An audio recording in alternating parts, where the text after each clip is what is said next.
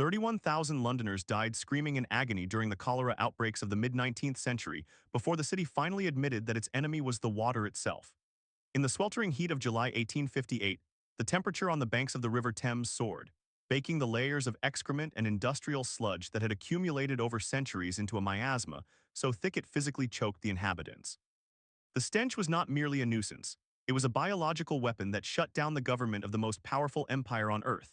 Members of parliament soaked their curtains in chloride of lime to mask the smell, but the fumes penetrated the stone walls of Westminster anyway, forcing the suspension of lawmaking. Death was in the air. This was the Great Stink, the tipping point where London had to choose between engineering its way out of disaster or drowning in its own filth. It was a crisis of survival. London, United Kingdom, is often romanticized as a city of kings and poets, but its true history is written in mud, clay, and the ruthless ambition of engineers who refused to let the ground swallow them whole. The story begins nearly 2,000 years ago, not with a castle but with a bridge. In AD 43, Roman military engineers identified a strategic narrowing of the tidal Thames where the gravel banks were stable enough to support timber piles. They drove massive wooden stakes into the riverbed, creating the first permanent crossing and effectively birthing the settlement of Londinium. Geographic dominance was immediate, yet this location came with a deadly price that would haunt the city for millennia. The ground was soft, wet, and prone to devastating floods. The Romans fought the marshland with drainage ditches and rudimentary sea walls, but the earth was always waiting to reclaim its territory. Violence followed quickly. In AD 60, Queen Boudica burned the fledgling city to the ground, leaving a distinct layer of red ash that archaeologists still find beneath modern London basements today. The city rose from the ashes, establishing a cycle of destruction and rebirth that would define its urban DNA. For centuries, London remained a chaotic medieval warren of timber frames and thatched roofs, a fire hazard waiting for a spark. That spark arrived in September 1666. For 4 days, the Great Fire of London consumed 4/5 of the city, melting lead from cathedral roofs and turning stone into powder. The heat was unimaginable. When the smoke cleared, the medieval city was gone, leaving a blank canvas for the first great era of transformation. Sir Christopher Wren, a mathematician turned architect, envisioned a rational city of wide stone boulevards and geometric plazas, a new Rome rising from the carbonized ruins. However, the complex web of private property rights defeated his grand plan. The city was rebuilt on its old medieval street plan, but this time in brick and stone. St. Paul's Cathedral rose as the crowning glory. It stood as a defiant symbol of permanence. The true metamorphosis, however, occurred during the Victorian era, when London exploded into the world's first modern megacity. By 1800, the population had hit 1 million. By 1900, it would surge to over 6 million, creating a density that no urban infrastructure in history had ever supported. The city was physically expanding faster than it could be mapped. To move these millions, engineers hacked through the urban fabric with ruthless efficiency, carving railway lines that displaced thousands of the working poor. A helicopter aerial over city districts today still reveals the scar tissue of these rail lines, dividing neighborhoods with ribbons of steel and iron. But the greatest challenge remained the waste produced by this exploding population. Following the Great Stink, the Metropolitan Board of Works commissioned Joseph Bazalgette to do the impossible, build a new digestive system for the metropolis. Bazalgette did not just lay pipes, he terraformed the riverbanks.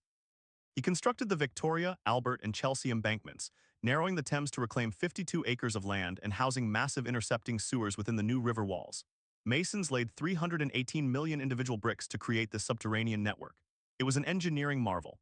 The scale is difficult to comprehend without standing inside the vast, cathedral-like chambers of the Abbey Mills pumping station, where Victorian ironwork meets Byzantine architecture. These sewers were designed to handle the waste of a population twice the size of London at the time, a decision that saved the city from collapse in the 20th century. Bazalgette's foresight bought London time. Simultaneously, another revolution was taking place beneath the cobblestones. In 1863, London became the first city in the world to send steam trains underground. The Metropolitan Railway was built using the brutal cut-and-cover method, where entire streets were dug up, tracks laid in a trench, and then roofed over, destroying everything on the surface in the process. It was a chaotic, smoky, sulfurous experiment that terrified the public, yet it worked. The success of the subsurface lines prompted a bolder move: deep-level tubes bored through the London clay. In 1890, the City and South London Railway opened the world's first deep-level electric railway, bypassing the surface chaos entirely. This required a new breed of worker, the sandhogs, who toiled in pressurized airlocks to tunnel beneath the river, risking the bends and tunnel collapses to stitch the city together. Today, a subway train arriving at station platforms represents the legacy of those dangerous experiments. The underground is not just a transport network. It is a hollowed-out world with its own secrets, ghost stations, and military fortifications. During the Second World War, the London Underground transformed into a linear city of survival. Thousands of Londoners slept on the platforms while the Blitz raged above, turning the tube into an elongated bomb shelter. At stations like Down Street, brick walls were erected on platforms to create secret bunkers for Prime Minister Winston Churchill and his war cabinet. Deep below the Chancery Lane station, a massive telecommunications exchange was built in secret tunnels to ensure the government could communicate even if the surface was incinerated. These hidden layers act as a time capsule. Some abandoned stations like Aldwych still hold the dusty air of the 1940s, their posters peeling in the dark, silent witnesses to a city that refused to break. Beneath the asphalt and the tube lines, London hides another secret, its lost rivers. The Fleet, the Tyburn, the Effra, and the Walbrook were once open, flowing waterways that shaped the city's early geography. As the population grew, these rivers became open sewers, fetid and disease-ridden. Instead of cleaning them, Victorian engineers simply bricked them over, burying them alive beneath the streets. Today, they still flow in darkness. You can hear the rushing water of the River Fleet through gratings on Ray Street in Clerkenwell, a ghostly reminder of the landscape that existed before the concrete took over. The Tyburn still flows beneath Buckingham Palace. These buried streams complicate every modern construction project, forcing architects to navigate a liquid minefield. The transformation of London, United Kingdom, did not end with the Victorians. The 20th century brought a new wave of destruction and reconstruction. The Blitz of the 1940s destroyed over 1 million houses, leaving vast craters in the historic East End and the city. This devastation allowed for the rise of brutalist architecture, massive concrete estates like the Barbican, which rose like fortresses from the bomb sites. But the most dramatic shift has been the vertical rise of the 21st century. For decades, strict regulations protected the sightlines of St. Paul's Cathedral, preventing the construction of tall buildings that might obscure the view of the dome. As land values in the financial district skyrocketed, architects had to get creative to bypass these invisible geometric corridors.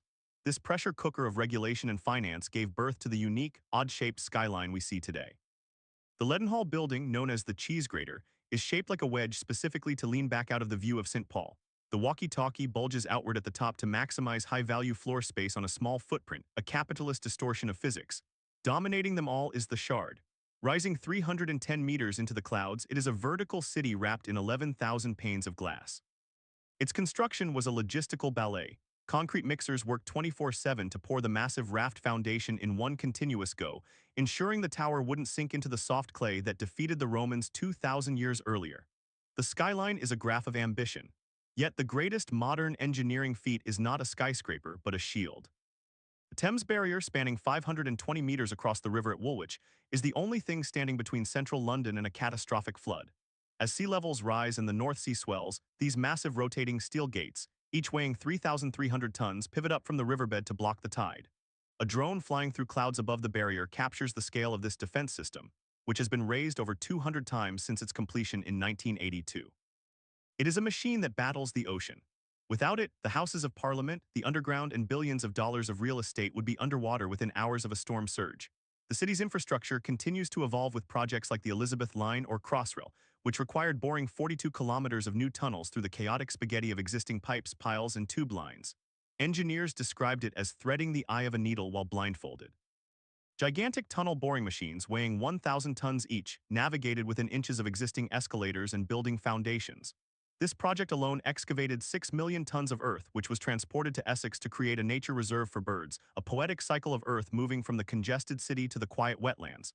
This is the constant churn of London. London is not a finished product, it is a living organism that constantly sheds its skin. From the Roman piles rotting in the mud to the fiber optic cables poolsing beneath the pavement, every era is stacked on top of the last. It is a city where you can tap a credit card to ride a futuristic train through a tunnel dug by hand in 1860, past the ruins of a Roman wall, to work in a glass tower that leans backward to respect a 17th-century cathedral. It is a monument to human stubbornness. London persists because it adapts, swallowing its history and building upon the bones of what came before.